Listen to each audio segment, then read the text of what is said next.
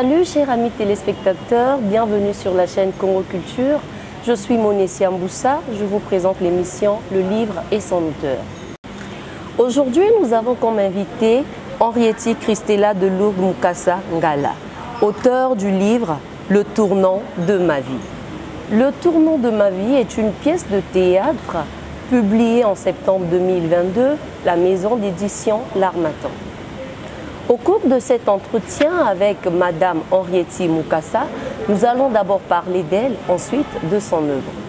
La belle aventure a commencé en mars 2020, pendant la période de confinement. Pendant cette période, j'avais rien à faire, donc ça m'a poussé un peu à parler et à écrire. Je me suis inspirée de tout ce que je voyais autour de moi, de tous les comportements des jeunes que les parents ne voyaient pas. Voilà pourquoi j'ai décidé de le dénoncer dans ce livre qu'on appelle « Tournant de ma vie ».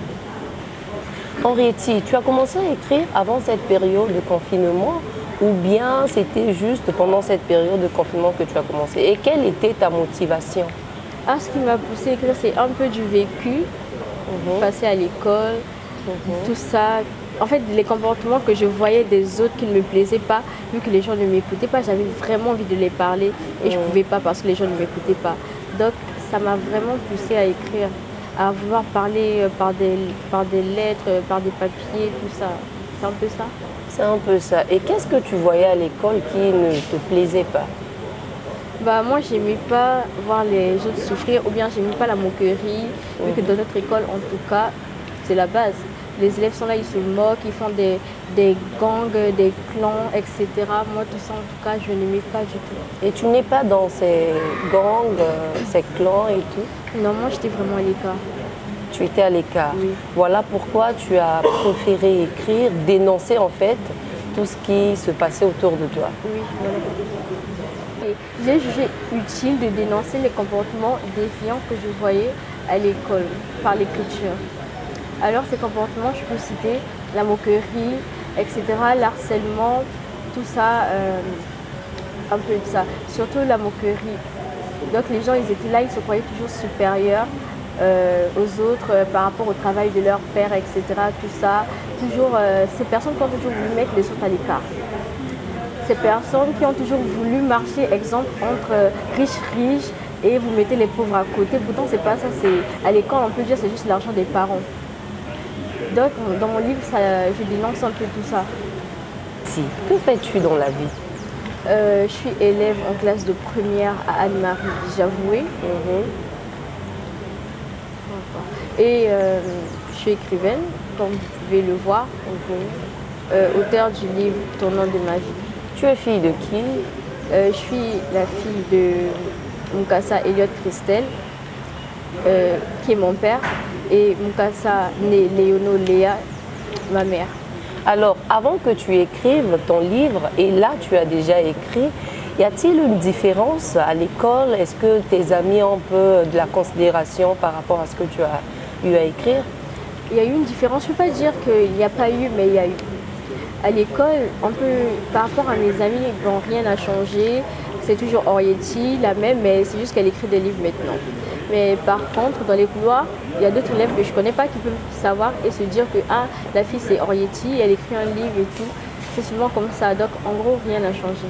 Il y a quand même une considération? Oui, il y a quand même une considération, surtout au niveau... surtout les profs qui me connaissent maintenant. Par contre, avant, ils ne me connaissaient pas, ils me connaissent maintenant et me surveillent de plus près. Par contre, avec les autres, c'est toujours leur amie Henriette, l'écrivaine, c'est tout. Tu es fière de ton travail? Oh, vraiment, oui, je suis effectivement fière. Vraiment fière. D'accord. Dans des cahiers, le premier cahier était fini, 192 pages. C'est là que j'ai décidé d'en parler à ma mère. J'ai dit, maman, j'écris. Après, elle a dit, ah bon? J'ai dit, oui, maman, j'écris. Après, elle a dit, ok, tu dois en parler à papa. J'ai dit, d'accord. Le lendemain, je vais chez papa. J'ai dit, papa, j'écris. Après, papa, il a commencé à rigoler. Il a dit, c'est juste un passe-temps pour toi ou c'est juste quelque chose que tu écris comme ça va pas aller loin. J'ai dit, d'accord. Mais au fur et à mesure, je continuais le deuxième cahier qui commençait à finir. J'ai dit, non, mais papa, regarde un peu. Il a dit, d'accord. Il a dit, d'accord, ok. Après, c'est là qu'il a appelé son ami écrivain. Oui. Après, son ami écrivain, il est venu, il a dit présente-moi ce que tu fais. Après, il m'a demandé d'abord de faire un résumé. Je lui ai fait un résumé de ce que j'écrivais. Et il a dit, ah mais c'est pas mal. Ça peut aller loin hein. Par rapport à ton âge, c'est pas mal, c'est très bien. J'ai dit d'accord. Après, c'est là, j'ai fini d'écrire. Il m'a dit, prends ton ordi et tu saisis. Après, tu me donnes la clé USB. J'ai saisi au moins pendant 3 mois. Parce que j'ai écrit pendant 3 mois et j'ai saisi pendant 3 mois. J'ai saisi pendant 3 mois. Là, j'étais déjà en 3e. On avait recommencé l'école après le confinement. En pleine période scolaire, je saisissais. Après, j'ai fini peut-être en décembre. Après, c'est là qu'en décembre, papa, j'ai remis la clé à papa, qui l'a remis à son ami écrivain. Après, son ami écrivain a dit, ok, ton travail est terminé, tu as fait ce que tu as pu, tu as tout fait, maintenant c'est à moi et la maison d'édition. J'ai dit, d'accord. Après, c'est là qu'il a pris la clé USB et il l'a envoyé à la maison d'édition L'Harmattan. Il n'avait pas d'abord eu le soin de... Après avoir remis la clé USB, bon, avant ça, il m'a d'abord appelé, vu qu'il travaillait au gymnase, il m'a appelé. Donc, on travaillait au moins chaque week-end pour corriger les fautes, etc. Vu que c'était un écrivain, il m'a dit non, on ne doit pas envoyer beaucoup de fautes, sinon ils vont négliger le livre. J'ai dit d'accord, on a corrigé, il m'a donné des manuscrits, des trucs comme ça, où on parlait de la grammaire, du français, pour apprendre un peu tout ça. Donc, d'accord, j'ai commencé à corriger. Il corrigeait aussi de son côté. Après, il m'a dit, si tu vois où j'ai mal corrigé, un truc comme ça, tu me dis peut-être j'ai changé un mot, peut-être votre langage de jeune que moi je ne connais pas, peut-être je les ai changés. J'ai dit d'accord. C'est là qu'on a corrigé. Après avoir corrigé, il m'a dit, c'est bon, tu t'arrêtes là, le reste c'est à moi de faire et à papa. D'accord. Après, il a parlé à papa, il a contacté la maison d'édition de Paris. D'abord, là-bas, ils ont d'abord fait des fiers parce qu'on a gardé le livre pendant la clé USB pendant un mois. On voulait envoyer, mais ça ne partait pas, je ne sais pas comment. Après, c'est là qu'il a dit, bon, on va faire ça d'abord ici. Bon, je ne sais pas vraiment comment ça s'est passé, mais je sais juste que il a la maison d'édition L'Harmattan ici. C'est la maison d'édition d'ici qui a envoyé là-bas à Paris. Après, c'est là-bas qu'ils ont tout fait, tout. Finalement, c'est sorti. Ça a été publié en France et non ici. Ça a été publié en France en septembre 2022. Oui, en septembre 2022. Après la sortie de ce livre, que pense ton père? Mon père, maintenant, il se dit, ah, j'ai une vraie fille, tout ça. Il se dit, bah, ma fille écrit un livre et il est vraiment fier. Toujours, bizarrement, il ne croit toujours pas. Il se dit, non, c'est pas ma fille. La fille que je connais, non, c'est pas elle. Après la sortie du livre, mon père, il n'arrivait toujours pas à croire. Il se disait non, c'est pas ma fille qui écrit. Parce que ce que je lis dedans, là, en tout cas, je ne peux pas imaginer ma fille écrire ce genre de choses. Parce que dans sa tête, il me prenait toujours pour un enfant, une fille mature, tout ça. Donc dans sa tête, je ne pouvais pas écrire. Mais après, il est vraiment très fier de moi. Votre pièce de théâtre compte 5 séquences. La première, c'est la veille du voyage. Deuxième, arrivée à Paris. La troisième séquence, mon premier jour au lycée. Quatrième, mauvaise compagnie.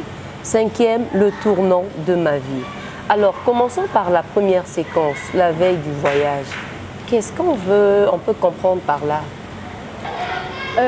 Dans cette première séquence, on peut comprendre que, bon, en fait, je vous montre comment ça s'est déroulé, comment les parents ont agi et les conseils qu'ils ont donnés à leur fille, en sachant que leur fille sera loin d'eux. Donc, ça parle un peu de ça, ça parle des conseils qu'ils vont donner à leur fille. Ils vont parler à la fille de ses projets, de la raison pour laquelle on t'a envoyé là-bas. La première séquence parle de ça. Henriette, est-ce que tu peux nous parler d'abord de ces personnages? Tel qu'à la première séquence, la veille du voyage, qui voyage? Quel est le personnage vraiment qui voyageait? Le personnage, bon, c'était le personnage principal qui voyageait, Marie Eutilei. C'était cette fille qui voyageait, envoyée par ses parents, Judith et Eden. Elle voyageait pour aller où? Faire quoi? Non, elle voyageait pour aller continuer ses études, son lycée secondaire là-bas. Parce qu'elle avait eu un brevet. Oui, elle avait elle s'était admise à son examen de BPC. Donc les parents ont décidé de l'envoyer faire le cycle secondaire à Paris. Henriette, quel est le conseil que les parents de Marie donnaient à leur fille qui partait pour étudier en France? Tout d'abord, ses parents l'ont conseillé sur plusieurs choses, comme sur sa façon d'être, qu'elle va devoir un peu changer, peut-être si elle a elle avait des comportements que ses parents avaient, bon, on peut dire peur. Donc ses parents l'ont conseillé. Le conseil que l'a donné son père, c'est que tu pars là-bas, c'est pas pour faire du n'importe quoi, continue tes études, reste calme, ne t'agite pas, reste calme et ne suis pas les gens. Parce que on t'a envoyé là-bas pour réussir et non pour faire du n'importe quoi. Donc tu dois rester sur le droit chemin et nous ramener le diplôme. D'accord. Marie est arrivée à Paris. Quelle est la suite?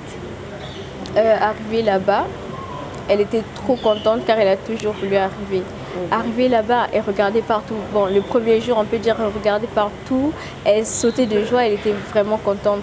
Elle était aussi vraiment contente de retrouver sa tante Josiane et son oncle Eden et sa cousine. Elle était vraiment joyeuse. Bon, ça s'est bien passé, elle était contente et tout. Donc elle vivait chez sa tante? Oui, elle vivait chez sa tante. D'accord. Mon premier jour au lycée, est-ce que tu peux nous raconter ça? Bon, je peux dire que son premier jour avait été horrible, vraiment horrible, parce qu'elle avait du mal à s'intégrer auprès des autres. Elle avait du mal à aller vers les autres. Elle se disait non, je ne peux pas aller vers eux. Donc le premier jour, on peut dire que c'était là que ça a vraiment commencé. Sa crainte, elle avait vraiment peur des autres, peur vu qu'elle était la seule noire dans un lycée blanc. Elle avait vraiment peur, elle se disait non. Pour les autres, il y avait, je dirais, les histoires de tribalisme, quoi. Du racisme. Elle était du racisme surtout. Oui, elle était la seule noire, avec les blancs dans la salle et tout, moquerie, comme tu as su nous dire. Donc c'était vraiment difficile pour elle à s'adapter. Oui, c'était vraiment difficile de s'adapter déjà avec sa coiffe qu'elle avait. Sa coiffe, elle avait juste attaché ses cheveux. Non, je crois qu'elle avait laissé ses cheveux ouverts. Nos cheveux noirs, afro, elle les avait laissés ouverts. Et dans sa classe, on peut dire, oui, elle a vraiment subi du racisme. Parce que les gens, ils étaient là, non, nous, on ne va pas rester avec une noire. Donc, nous, on a déjà notre groupe, nous, on reste entre nous les blanches. Toi, tu restes, je ne sais pas où tu vas rester, tu restes là-bas. En tout cas, pas avec nous. Elle a vraiment subi du racisme qu'elle a très mal vécu. Elle était en quelque sorte dans son coin. Oui, elle était dans son coin, à l'écart de ses autres. Alors, je vois que là, vous avez écrit à la 4e séquence « Mauvaise compagnie ». Qu'est-ce qui s'est passé en France? Pourquoi vous avez écrit « Mauvaise compagnie » ? J'ai choisi ce titre pour la séquence 4 par rapport au racisme qu'elle a subi, qui l'a poussée à fréquenter de mauvaises personnes. Elle avait connu une amie qui était mauvaise, mais elle ne savait pas. Vu que c'était juste son amie, elle a dit non, moi je vais tout faire pour rester avec mon amie, donc je vais suivre mon amie. Donc son amie l'a emmenée dans un gang, on peut dire. Son amie l'a intégrée vu qu'elle était aussi seule, elle n'avait pas d'amis. Elle a dit ok, viens, je te présente à mes potes. Elle a dit d'accord et elle a suivi son amie qui l'a entraînée dans un gang. Et qu'est-ce qui s'est passé à la suite? La suite, elle a vraiment été entraînée, elle a commencé à être méchante avec les autres, elle a commencé à voler, à mentir, etc. Elle a vraiment été mal entourée. Et la suite était comment? Parce que quand elle était déjà dans les mauvaises compagnies, elle fréquentait les gens pas bien, je dirais peut-être l'école. À la maison, ses parents, sa tante était Non, elle avait deux images. Ce qu'elle montrait à l'école, ce n'était pas... Bon, elle a commencé à menacer les autres à l'école, un peu, elle commençait à se défendre. Ça, oui. Mais après, à la maison, elle restait toujours la même. Elle restait la même. Donc, elle se cachait, vu que ce qu'elle faisait, elle faisait en pleine nuit. Donc, elle se cachait un peu et c'est tout. Ah, ça. Le tournant de ma vie. Comment vous pouvez nous expliquer ça, le tournant de ma vie? C'est quoi, en fait? Déjà, le tournant, c'est quelque chose qui change votre vie, qui change vos projets, qui change votre chemin. Alors, Marie, elle a été tourmentée. Oui, elle a été tourmentée par ses actes. Donc, déjà qu'elle a été entraînée dans un gang. Et on peut dire que dans le gang, elle avait une ennemie. Donc cette ennemie qui va envoyer une personne violer Marie. Et la fille de 15 ans va tomber enceinte. Et c'est un peu ça le tournant. Son changement de projet, elle était venue pour les études et finalement, elle va repartir enceinte. C'est ça. Par là, je veux vraiment bien savoir comment elle a été violée. C'est juste avec ses amis qui étaient dans le même gang que elle ou comment? Est-ce que tu peux vraiment nous relater ça? Non, non, non. Comment elle a été violée? Alors, Marie, c'était un jour. C'était un soir où elle sortait pour aller cambrioler comme d'habitude, comme chaque soir. On peut dire chaque soir qu'ils allaient voler. Maintenant, ce jour, leur cambriolage avait été annulé. Mais on avait, dans le gang, ils avaient envoyé son ennemi Béa. Ils avaient envoyé Béa informer à Marie que c'était annulé. Mais Béa ne l'a pas fait. Elle a dit, ah, vu que moi, j'aime pas déjà cette fille, et on m'a envoyé lui dire que le rendez-vous avait été annulé, non, moi, je vais pas dire. Par contre, elle va aller trouver son voisin, un arabe, elle va l'envoyer violer Marie, parce qu'elle ne veut pas voir Marie, elle déteste Marie, elle va envoyer le garçon violer Marie vu qu'elle était vierge. D'accord, le garçon va dire, ok, mais en échange, tu me donneras de l'argent, parce que le garçon, en tout cas, il était démuni, sans argent, etc. Il va tout faire pour l'argent. Il va accepter. Et le soir, Marie, elle, sans se poser des questions, elle ne va pas regarder son téléphone, elle ne va pas regarder ses messages, elle va dire, moi, je sors faire ce que j'ai à faire. Elle sort vers minuit pour aller retrouver ses potes, ses amis. Pour aller cambrioler. Voilà, pour aller cambrioler. Et c'est là qu'elle se retrouve seule. Elle se demande mais pourquoi il n'y a personne et j'ai laissé mon téléphone à la maison, je ne peux pas les appeler. Elle se pose des questions, elle va dire ok, peut-être ils sont en retard, je vais rester là, je vais les attendre. D'accord, elle reste un peu et c'est là qu'elle entend des pas derrière elle. C'est là qu'elle va se retourner et le garçon va lui asperger un truc là où elle va s'endormir, il va lui asperger du somnifère et du parfum qu'il avait mis dans un mouchoir qu'il va poser sur son lit. Quand elle va aspirer le parfum, il va s'évanouir. Donc c'est comme ça qu'elle s'est fait violer. Ah ça. Maintenant, Henriette, quelle est la fin de cette histoire? La fin de l'histoire, c'est un jour au tribunal, quand tous ils avaient été appelés devant le juge. Ce jour-là, Marie et son gang seront là-bas et tout. Arrivé là-bas, le juge va commencer à parler, il va commencer à les condamner. Et c'est là que Marie, elle aura droit... Elle, sa condamnation, en fait, sa punition, c'était de repartir dans son pays et ne jamais, en 3 mandats de, je sais plus trop, c'est-à-dire elle devrait rentrer au pays et ne plus jamais repartir là-bas, en France.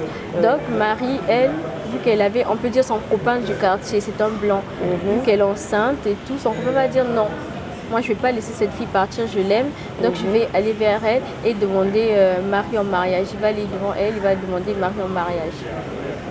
Il va la demander en mariage, mais la maman de Marie qui était au Congo, elle avait vu sa fille à la télé. Donc, elle a pris l'avion pour arriver en France. Elle est arrivée là-bas pour assister au procès. Arrivée là-bas, elle va dire non, ma fille ne peut pas... Ma fille ne peut pas être mariée, elle n'a que 15 ans, tout ça. Mais après, on va dire qu'elle est enceinte, donc on peut dire qu'elle est déjà dans la cour des grandes. Donc, c'est mieux que tu laisses ta fille se marier avec ce garçon parce que c'est un bon garçon. Vu que c'est seulement son voisin. Elle sortait avec son voisin et le garçon a dit non, moi je ne vais pas laisser cette fille partir, je vais l'épouser. Après, il a demandé en mariage vu que lui, il avait au moins 18 ans. Donc, il a demandé en mariage. La mère, elle a parlé. Après, finalement, elle avait accepté. Et à la fin, là, tous ils avaient été condamnés. Mais Marie, elle a dit non, sa meilleure amie doit assister à son mariage. Donc, elle va payer le caution de son amie. Elle va payer avec l'argent qu'elle a volé, qu'elle gardait. Elle va payer le caution et la fille va sortir. Et le reste, il y avait des parents, ceux qui avaient des parents ont payé, mais en tout cas, l'ennemi de Marie, elle est restée. Elle est restée en prison, ses parents ont refusé de payer sa caution, donc elle est restée. Quelles sont les leçons qui se dégagent au terme de cet ouvrage? Les leçons à tirer, le numéro 1, je peux dire que peu importe vos problèmes, peu importe ce que vous endurez, la solution est d'en parler. En parler à des grandes personnes. Parce que là, Marie, le fait qu'elle ait gardé ça pour elle, ça lui a poussé à entrer dans des gangs, etc. Et donc, si vous êtes dans ce genre de situation, le mieux à faire, c'est d'en parler aux grandes personnes qui vous aideront. Et aussi, numéro 2, je peux dire que faites attention à vos fréquentations, faites attention à ne pas suivre les autres. Au Sanza, tu étais nominé parmi les 3 meilleurs écrivains. Même si tu n'as pas gagné ce trophée, mais qu'est-ce que ça t'a fait? Ça a été, en tout cas, j'ai vraiment été honorée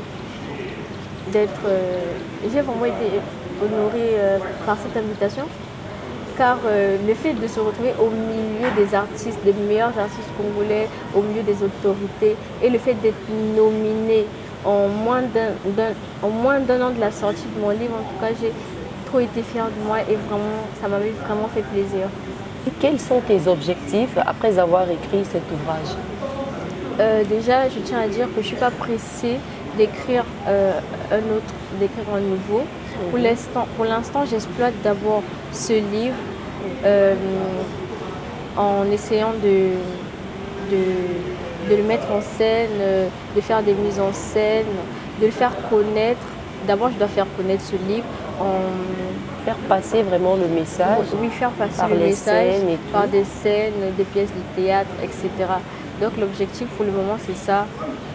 C'est d'abord ça mon projet pour l'instant. C'est déjà prévu pour quand, je ne sais pas, les scènes en question? Non, on n'a pas de date fixe, mais on a déjà des acteurs et tout qui se préparent pour ça, mais on attend juste qu'ils nous fassent signe.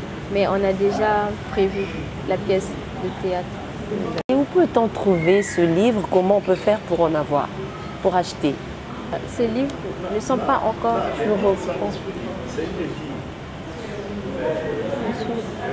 Les stocks étant limités, vous pouvez les trouver. Vous pouvez trouver Le Tournant de ma vie chez les sœurs de Javoué, Anne-Marie Javoué, sur Internet et chez moi-même au numéro 06 658 77 43 ou 06 667 93 89. Et nous sommes arrivés à la fin de cette émission. Quel est votre dernier mot? Je tiens à remercier tous ceux qui ont participé pour la sortie de ce livre, pour tous ceux qui ont toujours été là pour moi, pour tous ceux qui m'ont soutenu, en particulier mon père, Mukasa Elliot Christelle, et ma mère, Mukasa Léono Léa Gislaine. Je n'oublie pas la chaîne Congo Culture. Je les remercie de m'avoir reçu dans leur émission Le livre et son auteur. Nous sommes arrivés à la fin de cette émission du livre et son auteur. Nous avons reçu pour vous Henriette Christella de Lourdes, Mukasa, auteur du livre Le Tournant de ma vie. Je vous dis merci, au revoir et à la semaine prochaine.